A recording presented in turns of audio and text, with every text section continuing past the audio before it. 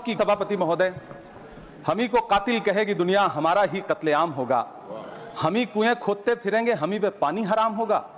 सभापति महोदय, सन 1947 में दिल्ली की जामा मस्जिद की तारीखी सीढ़ियों पर खड़े होकर के भारत रत्न मौलाना अबुल कलाम आजाद साहब ने कहा था कि मुसलमानों कहां जा रहे हो, यह है तुम्हारा मुल्क, यहां तुम्हारे आबाओ अजदाद की कब्रें हैं। उस वक्त मौलाना आजाद की ये सदाएं सुन करके लोगों ने अपने सरों की गठरियां उतार करके रख दी थी। आज उसी दिल्ली में मौजूद देश की संसद में एक बिल आया है जो हमसे उसी जामा मस्जिद की सीढ़ियों के सबूत मांगेगा, जो उन्हीं सीढ़ियों के पास अपनी कब्र में सोए हुए मौलाना आजाद को फिर से कब्र से सदा देनी पड़ेगी कि ये जो कब्र है वो मेरी कब्र है, ये किसी सरकार की जागीर नहीं है। सभापति महोदय, मैं जहां खड़ा हूं इसी संसद भवन के सामने सड़क के उस पार अपनी कब्र में सोए हुए भारत के पूर्व राष्ट्रपति फखरुद्दीन अली अहमद की कब्र है। शायद अब उस कब्र से भी सदाएं आए कि यह कब्र मेरी कब्र है, यह सरकार की जागीर नहीं है। सभापति महोदय, मैं वक्फ कानूनों में किए जा रहे संविधान विरोधी बदलावों के खिलाफ बोलने के लिए खड़ा हुआ। संविधान का आर्टिकल 14 हो, 29 हो, 30 हो, चीख चीख कर कहता है कि देश में सब बराबर के हकदार। आर्टिकल 26 कहता है कि सबको अपने अपने मजहबी कामों के लिए मंदिर, मस्जिद, गिरजाघर, गुरुद्वारों का निर्माण करने का हक है और उसका रखरखाव का भी हक है। लेकिन डॉक्टर बाबा साहब अंबेडकर के संविधान को हर दिन कुचलने वाली है सरकार। देश के मुसलमानों से नफरत में इतनी अंधी हो गई है कि खुलेआम देश की संसद में देश सरकार के माइनॉरिटी मिनिस्टर साहब और होम मिनिस्टर साहब झूठ बोलते हैं और देश को गुमराह करते हैं, झूठ शब्द असत्य बोलते हैं। सरकार ने इस बिल का नाम उम्मीद रखा है। मंत्री जी कल से इसे देश के मुसलमानों के लिए नई उम्मीद बता रहे हैं। नहीं मंत्री जी, न तो यह बिल मुसलमानों के लिए नई उम्मीद है और न ही उम्मीद की नई किरण।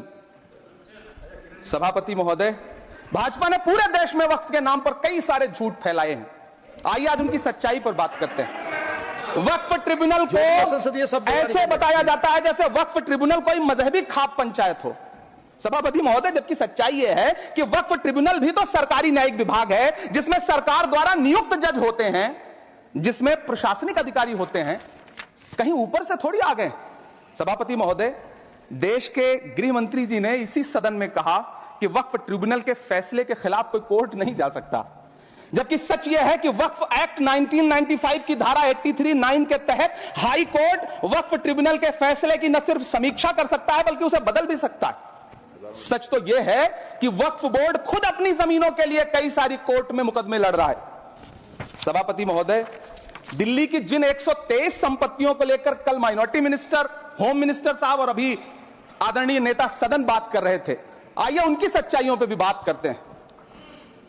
1911 में जब अंग्रेजी हुकूमत ने कोलकाता के बजाय दिल्ली को राजधानी बनाने का फैसला किया तो रायसीना हिल्स के चारों तरफ जो मुसलमानों की ढेर सारी जमीनें थी उनको एक्वायर किया गया और लुटियन को इसकी तामीर की जिम्मेदारी सौंपी गई।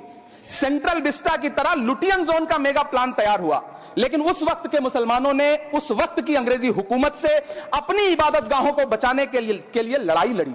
मामला ब्रिटिश गवर्नमेंट तक पहुंचा। तब यह तय हुआ कि वो जो धार्मिक स्थल हैं उन्हें जस का तस रहने दिया जाएगा। इंडिया गेट के बगल वाली मस्जिद हो, जाब्तागंज, सुनहरी बाग मस्जिद हो, पार्लियामेंट रोड वाली मस्जिद हो, ऐसी 123 संपत्तियों के मैनेजमेंट के लिए 1913 में मुसलमान वक्फ वैलिडेशन एक्ट बना और उसके बाद एक नया शहर बसाया गया जिसे लुटियंस जोन का नाम दिया गया। फिर 1943-45 के बीच एक और समझौता हुआ आजादी से पहले, उसके तहत काफी सारी वक्फ जायदादों को सुन्नी मजलिस औकाफ बनाकर उसके अंडर किया गया ताकि उसकी देखरेख की जा सके। गृह मंत्री जी 2 दिन से सदन में जो बात कह रहे हैं वो दरअसल 123 संपत्तियां उसी सुन्नी मजलिस औकाफ के तहत आती। सभापति महोदय, आजाद भारत आजाद हुआ। आजादी के बाद भारत में 1954 में वक्फ एक्ट लागू हुआ जिसकी धारा 9 के तहत 1964 में केंद्रीय वक्फ काउंसिल का गठन हुआ। दिल्ली की वही 123 प्रॉपर्टीज को 1970 में सर्वे गजट करके गजट नोटिफाई किया गया। इसके निपटारे के लिए पूर्व प्रधानमंत्री इंदिरा जी के द्वारा 1974 में एक बर्नी कमेटी बनाई गई। बर्नी कमेटी ने 1976 में इन 123 संपत्तियों को दिल्ली वक्फ बोर्ड की संपत्ति होने की रिपोर्ट सौंपी। उस रिपोर्ट के आधार पर 1984 में कांग्रेस सरकार ने उन 123 प्रॉपर्टीज को दिल्ली वक्फ बोर्ड को सौंपने का फैसला किया, जिसके खिलाफ विश्व हिंदू परिषद कोर्ट गई।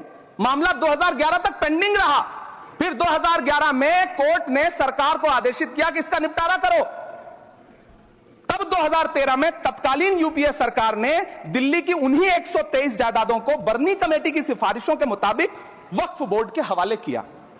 यही वो प्रॉपर्टीज हैं जिनके नाम से गृहमंत्री जी कल से कांग्रेस को कोस रहे हैं।